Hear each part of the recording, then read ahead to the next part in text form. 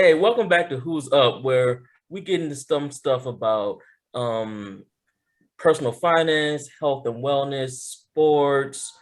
Today we're gonna get into mental health and get into a little mental health awareness. Today on the panel we have Dr. J, Danny Ocean, Justin, and another one of my big bros, Tim.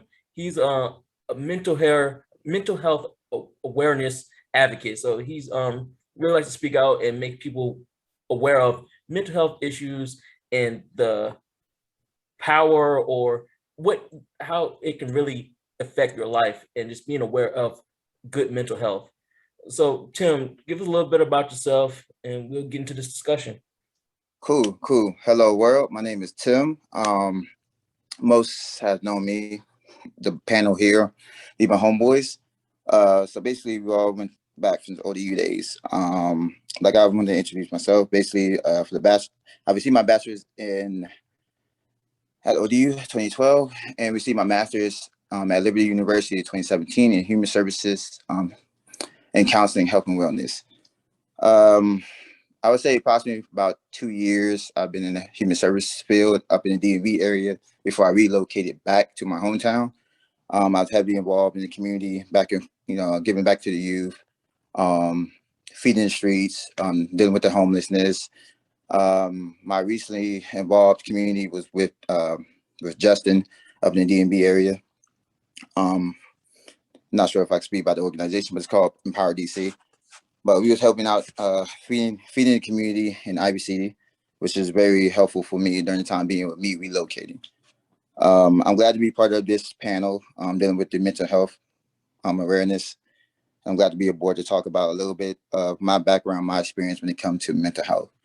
Um, I would say when my grandma passed 3 years ago, I ended up finding out that I ended up kind of had depression and anxiety. Um, the day before her funeral, I was kind of in the hotel room thinking about a lot of stuff that I literally lost one of my best friends, which is my grandma, TJ, and Justin. I'm pretty sure Matt and Dr. J know exactly. Danny Ocean, I'm sorry, and Dr. J knew exactly about my grandma and how we've been very, very, very close. But anyway, so I figured that during the best time when I was in the hotel by myself was to uh, I had a bottle of, I think it was Jack Daniel or Henny. I'm not sure which it was, but I ended up kind of drinking a lot. Didn't know I was drinking a lot until I saw the bottle was empty. I noticed that I had a depression and anxiety problem because I lost my best friend. At the funeral, it was kind of hard for me to walk down the aisle, see my grandma in the casket, and that's when I knew that something during time being that I need to take care of this situation. Um, 2 years prior, after that, my granddad recently passed after Thanksgiving, which I also kind of didn't fall back in depression, but however, I had anxiety due to me relocating and due to an incident that happened after my grandfather passed away. Um, I am very thankful that the pandemic happened because I was able to be self-aware of what's going on around me, that I need to take some time away from things and to figure things out. As I was able to do so, I was able to go on adventurous hiking trips to connect with the nature. I have done meditation and also kind of influence more to myself with the connection of God as well. Um, Prayers in the morning and meditation in the morning. Um, yeah, that's what I can talk about right now. Yep. So, as someone that has been through multiple traumatic experiences in a short amount of time, what do you advise people who may be going through something similar or who can't express themselves in a manner that they're going through something traumatic and how to digest that and move forward? Um, my advice to always seek professional help. I mean, sometimes some people don't think that like the best scenario in their cases that they may be prejudged. However, I didn't seek professional help, but I was able to reach out to someone that basically with my director when I was working in the human services field in Fairfax County. I was able to talk to her about my the things I was going through, and she said, "Hey, I have a African American counselor that you can reach out to whenever you want to reach out to." Um, Sometimes I had my friends, like my support system, my family, my friends, but some of them knew that I was going through a lot. They kind of like made sure they check in on me and make sure I didn't push them away. Um, Also, yeah, man, therapy would definitely help. And I would say meditation, because meditation goes deeply into basically your self-conscious, your self-awareness that you can come to a level that you can ease yourself into to focus everything around. Like when I meditate, I kind of slow things down. And I kind of like be in a zone that I can control things that I cannot control. So, yeah. Sorry, last question. So do you have like, what resources and tools did you use? Like you said, you meditate, like you just read any books, did you use like an app, or do you have like anything or like a resource that anyone can use to help them that they need? Yeah, so the resources that I have, one is the Bible app. Usually I have daily scriptures that'll help me along my journey. Waking up every day, try to be on a positive note. I listen to podcasts too, like in this inspiration, motivational podcast. Even have some friends that also name me that. There's an app called Breathe. That definitely kind of help when it comes to like sleeping, meditation. Also, I tell everyone this, exercising too. It may help out because usually that can be your outlet of things. Like if you having a rough day, you can go to the gym and you can like release that stress or release that that negative problems and take it out on the weights or whatever. So, and also playing sports. Do something that you like to do daily on a daily basis. It can be from hanging with family and friends. It could be from your favorite TV shows. It could be from exercising. It can be from gardening. Like I did chess and I did gardening, like yard work, and that kind of helped me along the process of spiritual like growth, helping me to be patient. Those are two things that you have to have patience when you play chess and checkers, and also growing a plant too as well. So. Word, sounds good. That's a powerful story. But some of my questions more like I know mental health is a big topic in the media and social media and stuff, especially in sports. Um, what do you feel like is a difference in the time, or it just become more relevant of mental health, being mentally health aware in the sports world today, or just in the world in general? Because I do know people are taking, as they call, like mental health days from work, Mm.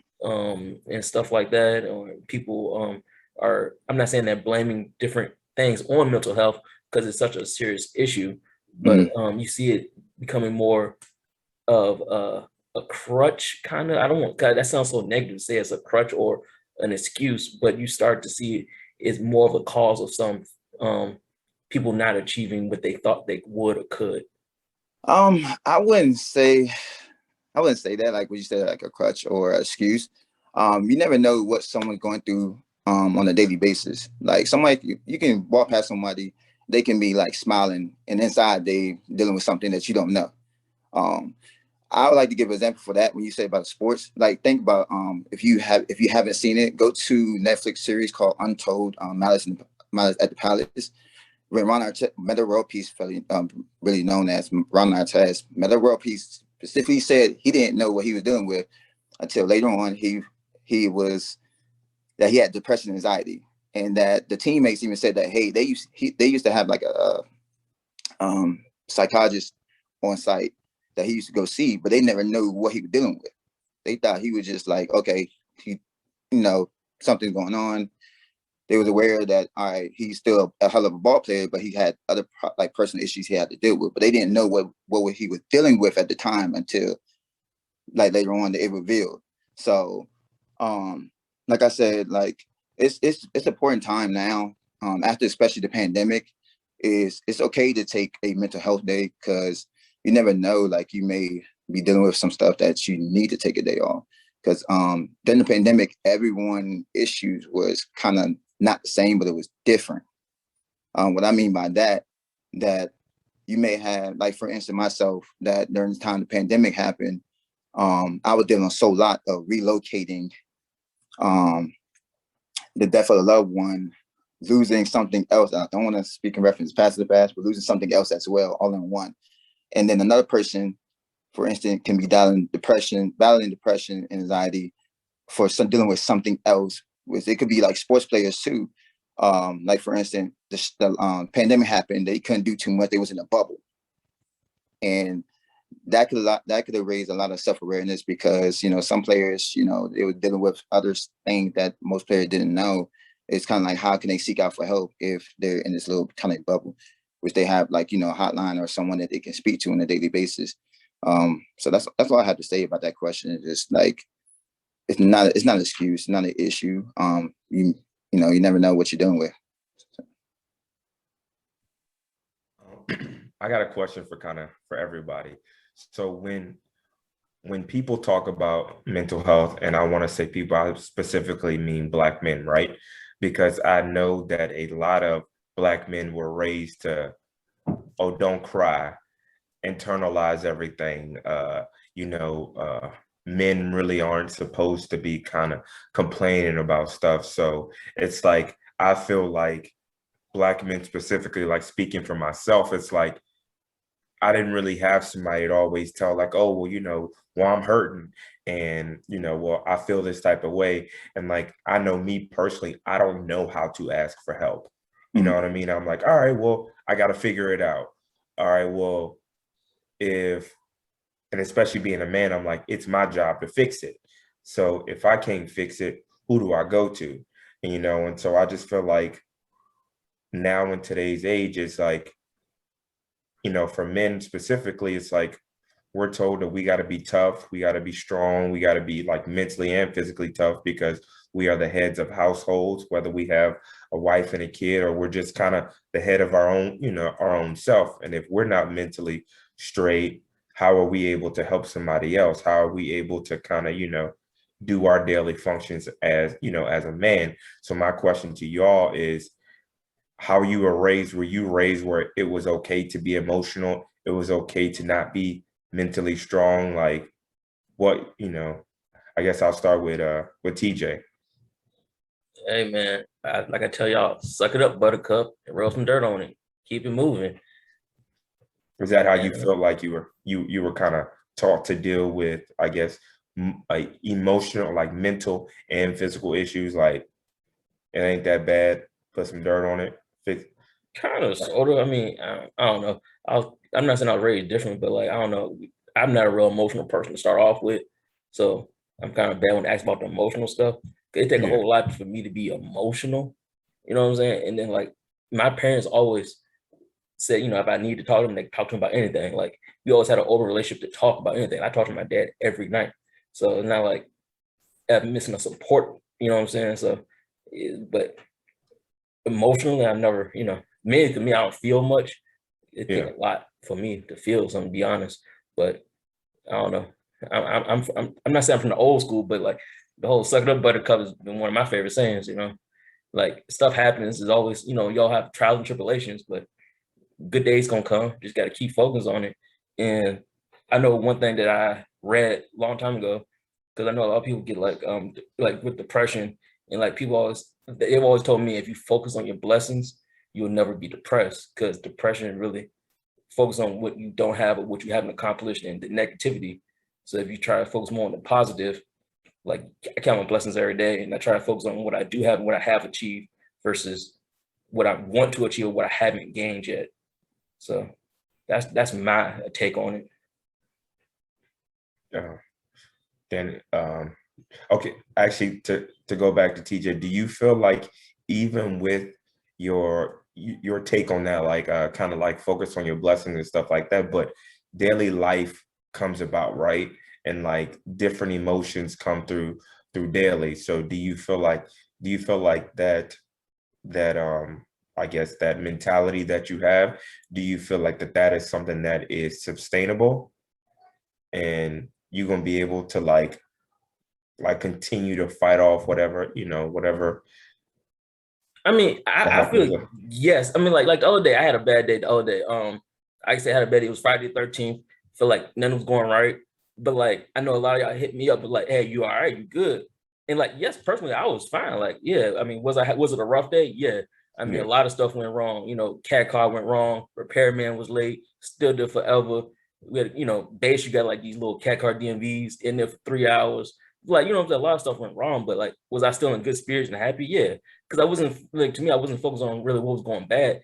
You know what I'm saying? Can I say yes, it was a rough day? Yeah. I mean, that day sucked ass, but it was I was like, hey, I'm happy to be alive. It worked out at the end. And you know what I'm saying? And I just kept it Okay. moving. What you got, Danny?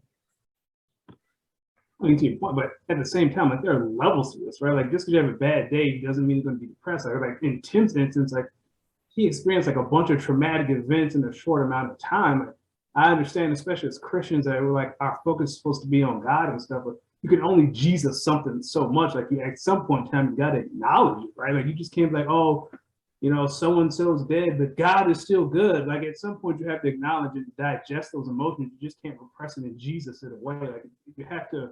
Like even the Bible talks about like it takes a village and stuff like that. So yeah, like comparing a bad day because your car broke down to losing two of the closest people in your life, within 3 or 4 months, like those are two totally different ends of the spectrum. Yeah. No, again, I agree. I think that again, like, for example, in my head, I used to say, well, how can rich people be depressed? They got money, they got resources, they got all these things. And again, if I lost my job and my wife lost her job, I'd be like, oh, we in trouble. Like we ain't got millions in the bank, right?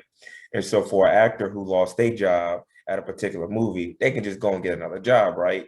So again, like you said, there personally are levels to it all. And again, I think probably this year was probably the first time in my life where I actually probably felt depressed. Again, I lost my grandparents 23 hours apart.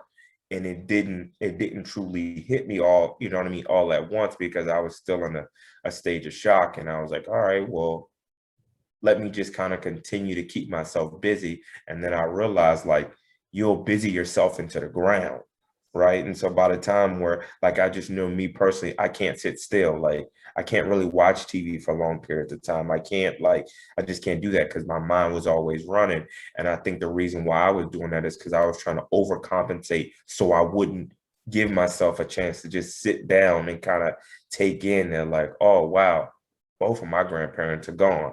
You know what I mean? And when my wife and I were having a baby. So then, like me, I'm not like a first level thinker. I think like 10 levels ahead. So I'm like, oh, not only are my grandparents gone, but then they'll never be able to meet my son. They'll never be able to see me holding my son. They'll never be able to see me be a father. What would my grandpa have thought? What would my grandma have thought? So it was one of those things where I always said to myself, is like, how can people be depressed if they're in good health? How can people be depressed if they got money in their bank account? How can they be depressed if they got friends and family as a support system? But I just realized it doesn't matter, kind of what you have.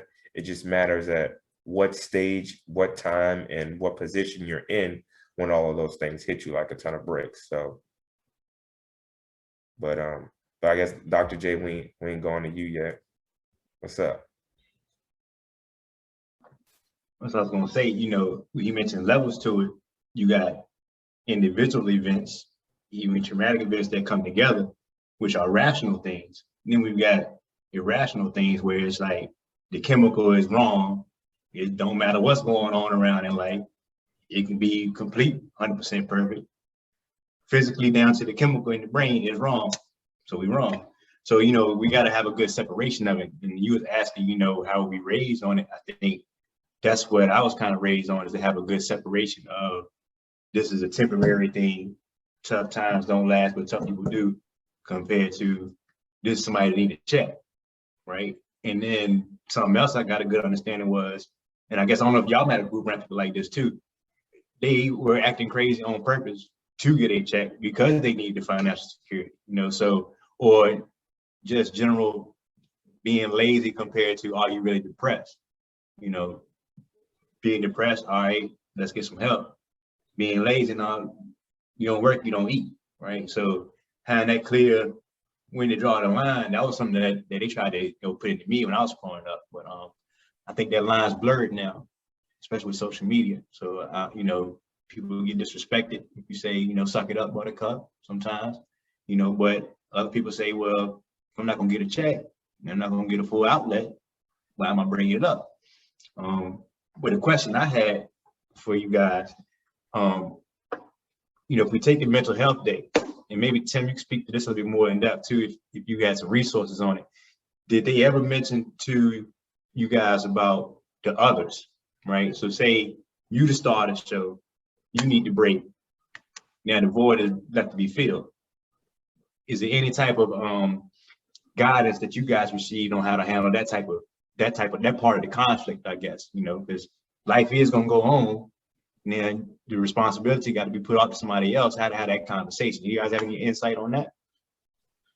I mean, I don't have too much insight. I mean, usually if you look at the contract when you sign the employer, it kind of does state in there that you can like take a mental health day. Since if mental health is a big problem in the society now, what they tend to happen is like whatever work that's like you need to like that's unfinished or whatever work that's assigned to you, you can try to have like a colleague or someone to try to like help you while you take a mental health day. Sometimes it usually they would probably say like what, up to 3 days. Because I know I was working in a nonprofit organization, and it wasn't like a sick leave or a personal leave. It was like a mental health day, but you only could do like up to a certain amount of days. I think it was like 3, I believe. I'm not sure. But usually, like if I take a day off, I usually be like, hey, this is what I have currently coming up. Can someone like fill in? If not, once I come back, I'll get back on that. Just let them know, like, it's a line of communication. Just let them know, like, hey, this is what I need to do when I come back, and this is what I'm going through. I just need a day off. Once I clear my mind, I just jump back straight to what I need to be doing. Some directors be like, okay, no problem, we got it. Or I can have someone to try to help you out. Just write down a list of things that you may need to do during the time being so they can understand your assignment. But it's some employers are different. It's literally different. It's really, you got to look at the contract. You may have to reach out to your HR and talk to them about it. Like, hey, I haven't seen this in the contract. If there's a mental health day, and what is the proper procedure when it comes to this? So it's a line of communication. Hey, Dr. J, quick question. Can you actually repeat your question again? I just want to make sure I understood it correctly.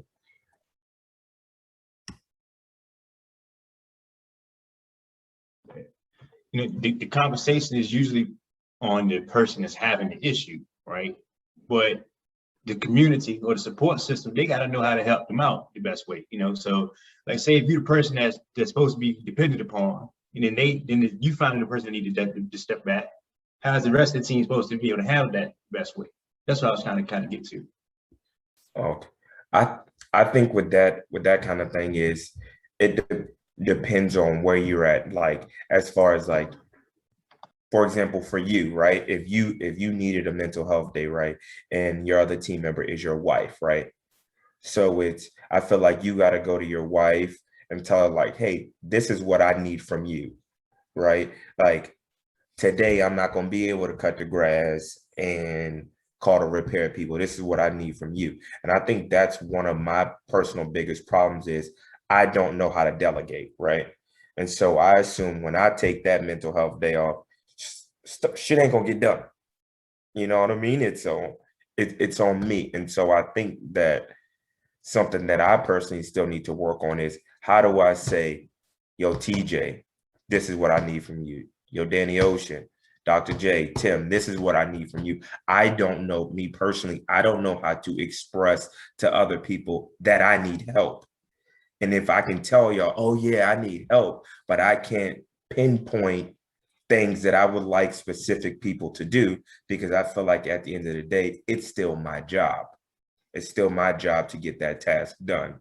And so again, even with the mental health day, like again, sometimes things can wait. So I feel like it'd probably be a good practice to write down the things like, hey, if I'm Danny Ocean, hey Lauren, these are the 5 things that need to get done today. And these are the 2 most important. If you can't get the 5, these are the 2 that I need your help with. Dr. J, tell my wife, hey, this is the one thing that is a must have. This is a must get done. So I feel like we as men, we as people in general need to be better at specifying like, hey, these are the 5 things that I need, and these are what are most important. I just know me personally, I've never been a big, I need help. I mean, mentally, I do need to tell people I need help, but I don't know how to express and how to, kind of line up like what I actually need. So now we get to fight the tug of war between I need help and you the needy person.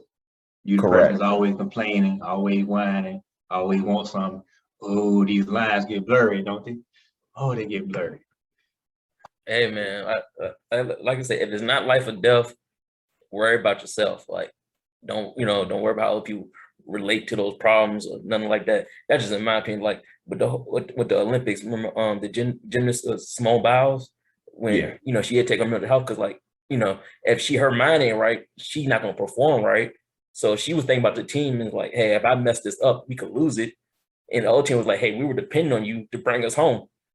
But in my opinion, hey, worry about yourself. Worry about yourself. You yourself is more important than anything else. I said, but like I said, that's if it's not life or death. Because like sometimes, like if you like in a military concept and you're the platoon leader and you got a breakdown, it's like you literally have other people's lives in your hands, so you can't break down at that point. You know what I'm saying? Or if you're a surgeon and you're in the middle of surgery and you start freaking out, like at that point, you have somebody's life in your hand. You have to be stable enough to get it done. You know what I'm saying? Just for that time being, and then break down later. So that's why I said, if it's not life and death, worry about yourself, and everything else to come with it, come with it. Like deal with that after you get back better. And like I said, getting help, like I said, just reach out for help. Is therapists and all things that are professionals who can help you work through asking for help. You know what I'm saying? Like I said, it's nothing wrong with asking for help or going to a professional for help. That's what we need to do. That's why we have professionals that can deal with these things, but we have to be willing to do it, and you're not weaker for doing it, and not everybody needs to do it. So worry about yourself and do what you need to do that's best for you. I was gonna say, if we talking about the professionals, mental health relate a lot to physical therapy that I do. So Matt, Daniel mentioned the levels to it. You could have somebody that has mild knee pain all the way up to a full traumatic event, had a surgery, was in a car accident, and we can help them out. Some people try to manage their knee pain, back pain, whatever it is, on their own, and they only get so far. So you gotta have professionals sometimes. And then, he mentioned having faith. God work through people all the time. People come to physical therapy asking the brain to be healed, and they work through us. If they can do it for the physical, the same thing for the mental. So that's gonna happen. So definitely got to reach out when you have that support system too. You got to take advantage of it. And then even something like this is supportive. The joke is on means Black men, they start a podcast instead of going to therapy. This is their part of it, and a group. Do you think that each person's situation is different? For example, again, TJ, correct me, correct me if I'm wrong. For TJ, someone who he's been kind of like, an only child, right? And so a lot of energy and focus, from a 2-parent household has been all put on him, right? There was nothing that he had to, he ain't really had to share much because it was just him, you know what I mean? So he's kind of built this bubble for himself of, I don't want to say only having to focus on worry about himself, but not having, besides his parents and stuff like that, he got a big family, but TJ has been able to kind of create and form his own bubble of being by himself and working by himself and understanding like, oh, okay, like these are a lot of things that I'm able to just kind of focus on me, right? And then maybe from my perspective or Tim's perspective, who has like a bit of a bigger family, it's like everything has to be shared. Everything has to be explained an additional level up. And, you know, parents, my mom couldn't just focus on me. She had to focus on other people. So do you think with that aspect of things of maybe like parents or, you know, or my mental wasn't able to be, you know, maybe as cultivated as TJ's, who is maybe able to kind of have more of a direct focus, right? You know, and kind of could have more of a, you know, he was able to kind of, you know, develop a bit stronger, you know, maybe mental because it was just him, right? And so do you think that like TJ, do you think if you had other siblings and other people that maybe you had to kind of maybe like share emotions with, or maybe share more of your parents' time, do you think your mental would have been the same? Personally, it is yes and no, because I think by me being by myself so much and being alone so much, that it's giving me the opportunity to really know myself with and not always put it on others or be reliant on others. So like it's like a lot of people say the key to living a prosperous life is truly knowing oneself. And a lot of people don't get the opportunity to actually learn oneself because they're always focused on other things. So I think it was a blessing that having the opportunity to focus on myself and knowing myself so well, because I have no, you know, I never had to spend energy and time on anything else. But at the same time, when it comes to being only child, it's like some things that you would normally willingly share or having the opportunity to share, I won't. So it's like dealing with the death of a parent or somebody like that. I will have nobody to share that with. Like I'll be in that pain by myself because there is nobody else there who can even imagine or fathom that pain. You know, other people may go through similar traumas and pain, but by being by yourself, you are truly by yourself. So I'm thinking like that pain and stuff will come at different times in my life, or it may come differently. But I think it just having the outlook of knowing myself, just it kind of helps me out a little differently because I had the opportunity to learn myself. But I really believe everybody can learn themselves. They just take more time to focus on themselves. It's just that I learned it faster or learned it earlier than a lot of other people because I didn't have the other distractions. Okay, yeah, I get that. I was personally thinking. I didn't want to speak for you. You know what I mean? Like I'm a pretty private but open person. You know what I mean? If that makes sense. Like there's a lot of things that I technically, you know, kind of keep in, but then there's a whole lot that I like to share with people because like I have 3 brothers and sisters where, you know what I mean? Like everything was shared. You know what I mean? And if it couldn't be shared, it was took. You know what I mean? That's how we was fighting. And so so that's why I feel like, you know, you develop a different, like me, because I had all of those siblings, I never focus on myself. I'm like, oh, okay, what can I do for somebody else? How can I help? I'm not even saying again, TJ, you're a very charitable and giving person. So I'm not like, that's not even the, you know, the line that I was going down. It's just like, I just feel like I'm always like, oh, I got to make sure my sister good. I got to make sure both my brothers good. And so by me making sure they always good, there was a piece of me that wasn't making sure that I was good. Right. And so that's just kind of, you know, that's kind of how I was looking at it. You know, I'm only child too, and I can speak on it a little bit. Like, you don't really ever develop that because it's not on the radar, like you were saying. But something else that I face now, not having that quiet time, is chaos. Because you used to be in that fortress of solitude, you can meditate for yourself, think like you want to for yourself, compared to now, cheating patience, have 757 right in there. You know what I'm saying? Compared to the bubble of only child. So yeah, man, it's different, man. Like say with everybody facing something, but it's coming from different directions. So it's more like it's like a bullseye, and it's coming from all different angles rather than just being one way street, one way or the other. You know? Like say, so somebody like TJ, you work more in a village for somebody else, or asking for help, like you talking about, Justin, compared to whereas y'all already good at, hey, you good, you know, checking on other people, you know what I mean? So we can all learn from each other, you know what I'm saying? Danny Ocean, how was it growing up with a sister? You know, because that's a whole different dynamic too. We got to think about male versus female. Well, how was that in the house?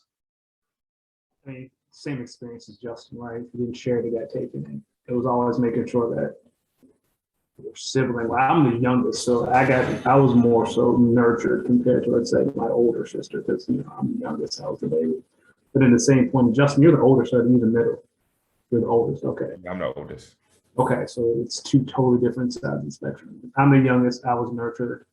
My sister, even to this day, we have a great relationship. I check with her, she checks on me, but it's still more of her nurturing me a lot more than I realized. She handles the tough stuff more so than I will. Like, God forbid, when my parents do pass away, she's probably gonna handle the heavy stuff. I mean, I'll be there. I'm not gonna just like sit at home and chill and cry about, and mourn by myself. But that's just kind of the dynamic of being the youngest. Like, you've always had someone older than you who is wiser than you and offer more guidance and kind of sets the tone, like, for everything. Like, my sister still, she handles most of the hard stuff. Like, I help, don't get me wrong, but she's the planner, she's the organizer.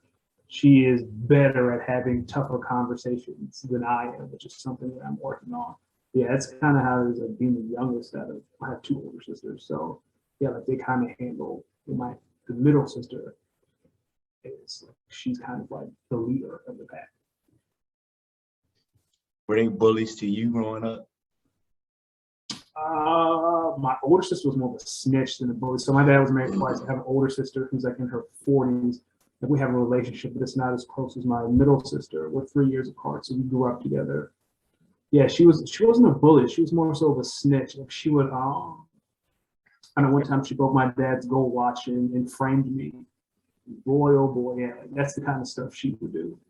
So I bring that up because some of the mental health issues that we see older adults dealing with come from the folks they grew up around. So, like, being a bully, all right, but snitching, ooh, me and Tekashi 6ix9ine in your family. I was bullied and I was the bully. So I've been on both sides of that. Yeah, it definitely affects you.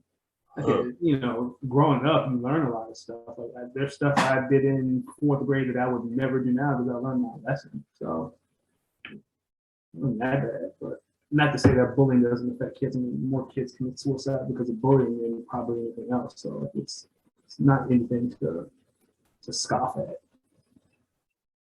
Do y'all think the anti-bullying initiative has led to some of the blurring of the line that we see? Because,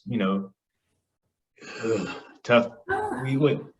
I would need an example. I don't know how stopping bullying would. Well, kind of like the whole everybody hold hands and relax and being more tolerant to things, as we do need to be. Sometimes that open the door up for the person that want to get over on people.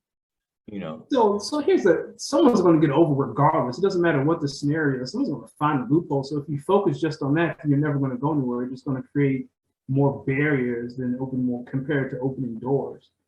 Like, because I know people talk like that with like government assistance. Well, someone's going to get over. Someone's going to get over regardless. It don't matter. So if you focus on doing good, and the people who get over just get over, that's just the part of doing business. There's always a loophole. Yeah, I gotta agree with that. Like, but I think like the whole anti-bullying thing, yes, it's bad because people shouldn't be out there to harm people and truly mistreat people like to a certain extent. But also, bullying also kind of teaches you at a younger age that everybody's not your friend.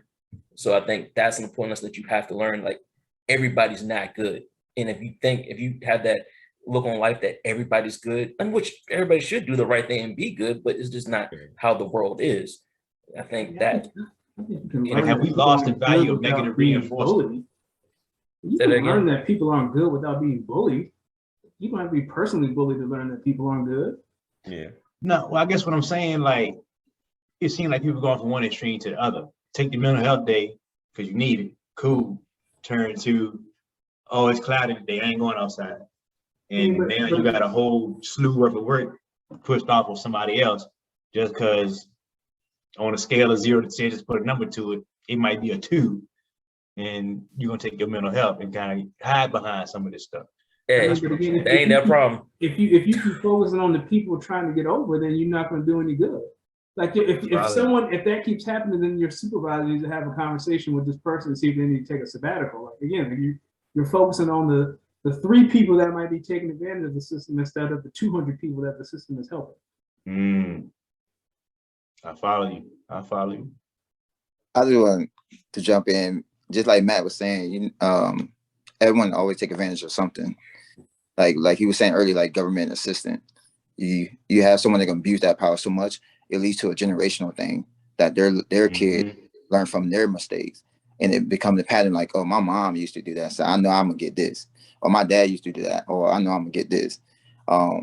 So that's why it becomes abuse of power when it comes to a lot of stuff. That's why it's like, it's not black and white. It's kind of like a lot of gray areas when it comes to this subject, because like anti-bullying, you never know what that kid been dealing with at home, so he's taking out on someone else, point blank. Or you have a kid at home that literally gets so much attention and love that he still bullies somebody else, and you're like, dude, your parents love you. Why are you acting like this? I mean, everybody, it's a lot of scenarios when it comes to this. So, yeah. And here we are, we as 5 grown men who've admitted that we have problems admitting how we're feeling.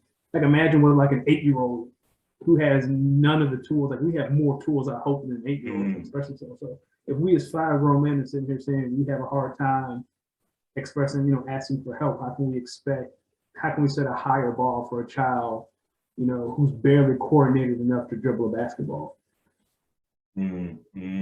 It's definitely tough. Because like in the human services world, you see that a lot, that you never know how the parent may act if you ask them like, hey, are you willing to reach out to someone due to you seeing this as like the child going through.